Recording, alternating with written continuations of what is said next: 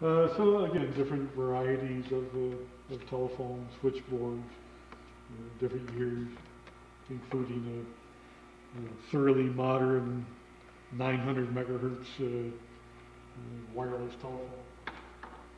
One cabinet we didn't talk about was this one, which is an early RCA product development. When the Radio Corporation of America was formed, they had no manufacturing. So that they used Westinghouse as their main manufacturing arm.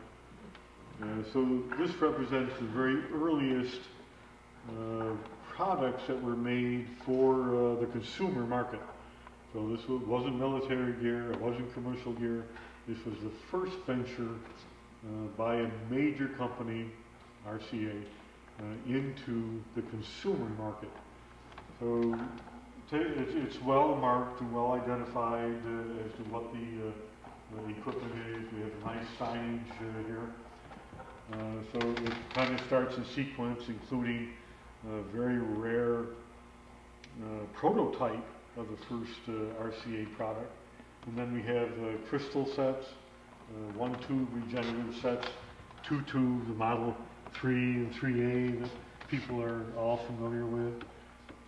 We have different radiolas made by Westinghouse. We have radiolas made by the apparatus company. Moving into radiola 5, here's a portable called a radiola 2. I would invite people to look here because this is very historic, very early equipment. Again, designed finally, radio gets into the home. So I think people will find this interesting. Okay, again, things that we love to demonstrate. Here is the 1949 radio telegraph, RTTY equipment. And this is fully functional. But radio teletype equipment was used all throughout World War II, and a little bit before, but certainly its main development was during the World War II time frame. This is a model 15, and it's fully functional. If you reach underneath here, you'll feel two toggle switches, just like wall switches, for light switches. Turn on one at a time. If you turn on both exactly the same time, the surge will be too great and you'll blow a fuse. So just turn on one at a time. You have to start these two motors. If you do live typing, what you type will come up here. So you can demonstrate, you can invite people to type if they want.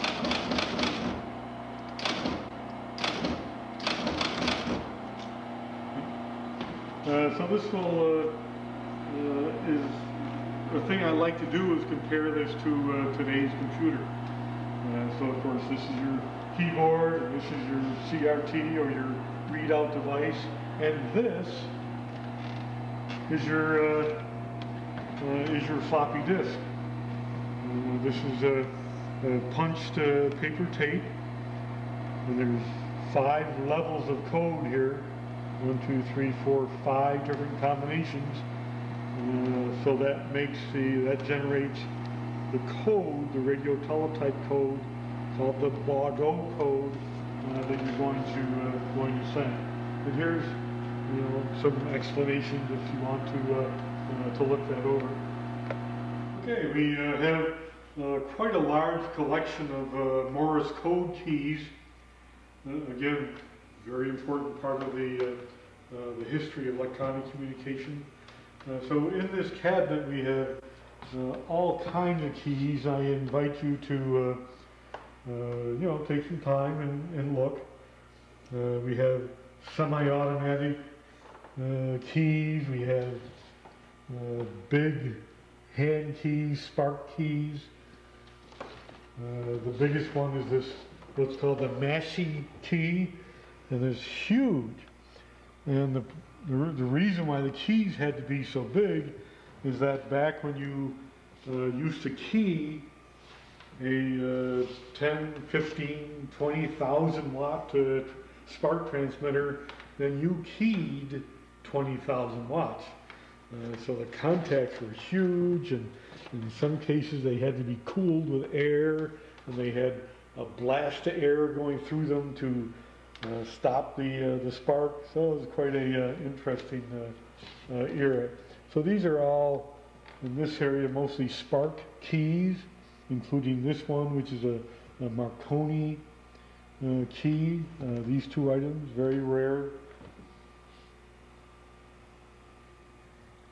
And here we have something that's very unique, and this is the original key from Hiram Percy Maxim 1AW, the old man. So Hiram Percy Maxim, of course, was the co-founder of the American Radio Relay League, and we're very fortunate to have his key in our collection.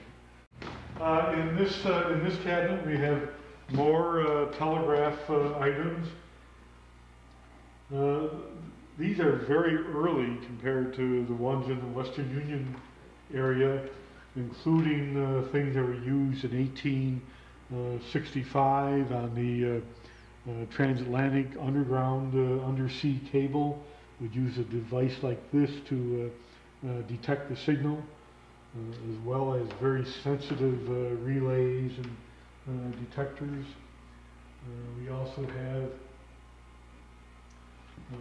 this is a French telegraph key, probably the oldest key in the collection. This cabinet has early Atwater Kent apparatus. Atwater Kent, the man, Mr. Atwater Kent. Atwater Kent was the largest producer of radio equipment pre-World War II. Built millions and millions of radio sets, and he got up one morning and said, "I don't want to be in business anymore," and closed the doors. Just absolutely disappeared. We will say he was under a lot of business pressure, but he never admitted to that. He just closed his doors, and I guess you can do that when you're the sole proprietorship of a large manufacturing company. This is DeForest. Dr. Lee DeForest is given credit for inventing the vacuum tube, which we'll see in just a moment. But he also went on to build lots and lots of different types of radio equipment. And this is called an inter-panel set. And you would buy these panels, like this one's a switch, and this is a variometer and a tube panel, and then you would just go ahead and build up your own radio sets in any configuration you wanted. This is a Mother Oates box, which was kind of famous in the early days as something that you would build as a youngster. Mother Oates company promoted this like crazy, and you could send $1 in and get a complete radio set to use. This cabinet here is filled with things that are made in Rochester. So this is the Made in Rochester display. Rochester is rich in history of communications, as early as the Peerless company that made this reproducer and other early wireless equipment. Mignon was another famous one. More modern days, we have, of course, Harris Corporation. These items. Microwave data system is another fairly new addition to the Made in Rochester display. Stromberg Carlson, of course, is huge. So this is a Stromberg receiver, and they made a lot of equipment for the military in World War II.